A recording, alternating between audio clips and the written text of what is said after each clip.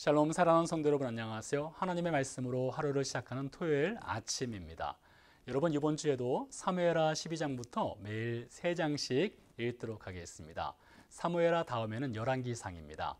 열왕기상은 다윗의 죽음 이후 솔로몬 그리고 이스라엘이 분열된 후 남북 왕국의 왕들에 관한 이야기로 이어집니다. 그리고 다음 주는 9월 첫째 주입니다. 매달 첫째 주는 교회에서 모여 함께 기도회를 하고 있습니다. 적극적으로 참석해 주시기를 부탁드리겠습니다. 오늘 숙고할 말씀은요, 빌립보서 4장 10절에서 13절 말씀입니다. 내가 주 안에서 크게 기뻐함은 너희가 나를 생각하던 것이 이제 다시 싹이 남이니 너희가 또한 이 일을 위하여 생각은 하였으나 기회가 없었느니라.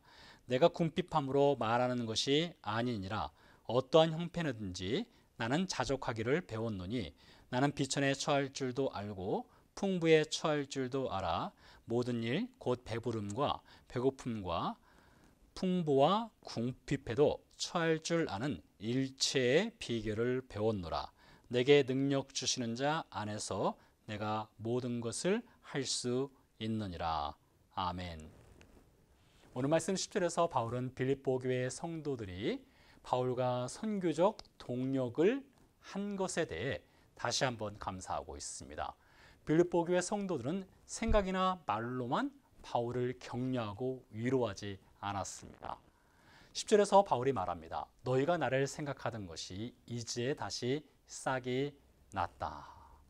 이 말씀에서 다시 싹이 났다라는 비유적 표현은 빌립보 교회 성도들이 바울을 향한 생각과 말을 행동으로 실천하여 옮겼다는 뜻이 되겠습니다.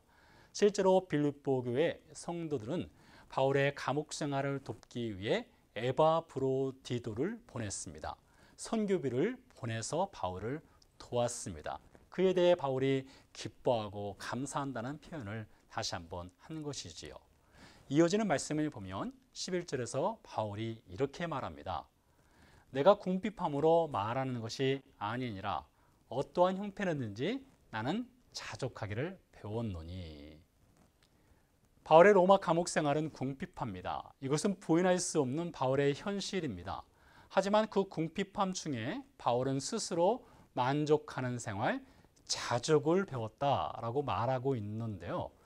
달리 말하자면 빌립보 교회 성도들이 선교비와 사람을 보내서 바울의 감옥 생활을 도운 것은 참 잘한 것이고 바울에게 큰 기쁨이 되었지만 설령 선교비나 사람을 보내지 않았어도 바울은 그 주어진 형편 가운데 자족하며 살아가고 있다는 것이지요.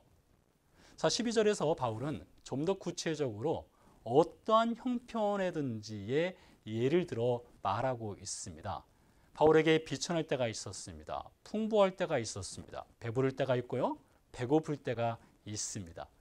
이 모든 형편을 통해 바울은 한 가지를 배웠고 그 배움을 통해 자족하는 인생을 살고 있다. 이렇게 말하고 있는데요. 한 가지를 배웠다. 그 한 가지가 무엇일까요? 13절입니다. 내게 능력 주시는 자 안에서 내가 모든 것을 할 수 있느니라. 바울의 자족함, 그 비결은 그가 능력 주시는 자 안에 거하고 있다라는 것입니다. 바울이 쓴 편지들을 보면 종종 그리스도 안에, 예수 그리스도 안에, 그리스도 예수 안에 라는 표현들을 볼 수 있지요. 바울이 즐겨 쓰는 표현이기도 합니다.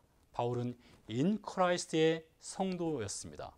바울은 in Christ의 선교사, 목회자, 신학자였습니다.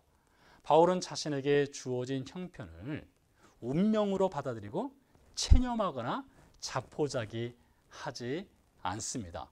오히려 바울은 어떤 형편이 주어졌을 때 그 형편 가운데 그와 함께 하시는 예수 그리스도를 만나곤 하였던 것이지요.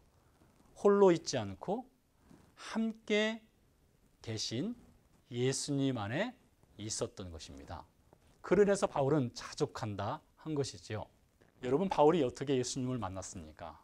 바울은 예수님 믿는 사람들을 체포하는 영장을 발부받아 다메섹으로 가던 중에 예수님을 만나게 되지요. 그때 예수님이 바울에게 말씀하셔요. 사울아 사울아, 네가 어찌하여 나를 박해하느냐? 나는 네가 박해하는 예수라. 예수님은 사울, 즉 바울이 자신을 박해한다고 말씀하시고 계십니다. 물론 바울은 예수님을 직접 박해한 적이 한 번도 없었습니다. 그럼에도 불구하고 예수님은 네가 나를 박해한다 이렇게 말씀하시는데요. 예수님이 말씀하신 것은 예수님을 믿는 성도들이 바울로 인해 고통당하고 박해받는 것을 예수님 자신이 박해받는 것으로 여겼다는 것입니다. 동일시하였습니다. 그러니 성도의 고통과 박해에 예수님이 동참하시고 함께 하셨던 것이지요. 그와 같이 바울이 로마 감옥이라는 형평 가운데 궁핍하던 풍족하던 배부르던 배고프던 예수님이 그 자리에 함께 하시는 것입니다. 함께 고통받고 계신 것이지요. 그래서 바울로 하여금 옥중에서 버틸 수 있는 힘을 주시는 것입니다.